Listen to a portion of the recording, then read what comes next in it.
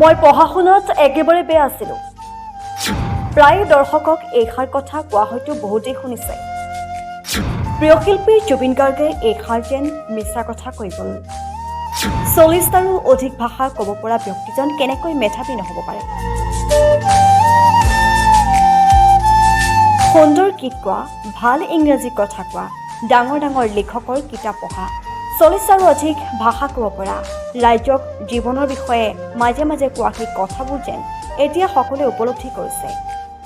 আৰু স্পষ্ট হৈছে তেওঁ এজন খুবেই মেধাৱী ছাত্ৰ আছিল, যে শিৱসাগৰ তামোলপুৰ সেই হাইস্কুলৰ পৰা মেট্ৰিক পৰীক্ষাত 1988 চনতেই 70% নম্বৰেৰে উত্তীৰ্ণ হৈছিল পৰীক্ষাত, য'ত লগ পাইছিল জোনমণিক,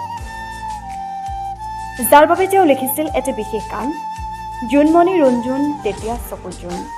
আজি যেন সেই বিদ্যালয়ৰ চৌদিশে এতিয়া জুবিন গাৰ্গক বিচাৰি হাবাথুৰি খাইছে। বিদ্যালয়ৰ প্ৰতিখন দেৱালত যেন জুবিনৰ নামেৰে জিলিকি উঠিছে। প্ৰতিখন দেৱালতে যেন আঁকা হৈছে জুবিনৰ ছবি। প্ৰতিজোপা গছে, প্ৰতিখন দেৱালে যেন চিঞৰি উঠিছে জুবিন জুবিনকৈ। 1987 চনত আমাৰ ইয়াৰ পৰা মেট্ৰিক পাছ কৰিছিল।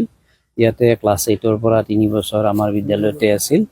আৰু আজি জুবিন গাৰ্গৰ মৃত্যুৰ খবৰ আমি অৱশ্যে অলপমান দেৰিকৈ পাইছোঁ, 3টা বজাৰ পিছত পাইছোঁ। কিন্তু আমাৰ শিক্ষক শিক্ষয়িত্ৰী ছাত্ৰ ছাত্ৰী সকলোৱে মৰ্মাহত। আৰু আমাৰ জুবিন গাৰ্গৰ লগত এই বিদ্যালয়ৰ এক ওতঃপ্ৰোত সম্পৰ্ক আছিল। তদুপৰি ক'ব গ'লে জুবিন গাৰ্গ আমাৰ বিদ্যালয়ৰ এক পৰিচয় আছিল।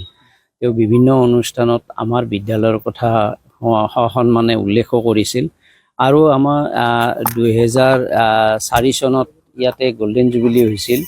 সেই গল্ডেন জুবিলিত তেওঁ আহি কোনো ধৰণৰ পাৰিশ্ৰমিক নোহোৱাকৈ আমাৰ ইয়াত অনুষ্ঠান পৰিৱেশন কৰি গৈছিল প্ৰাক্তন ছাত্ৰ হিচাপে।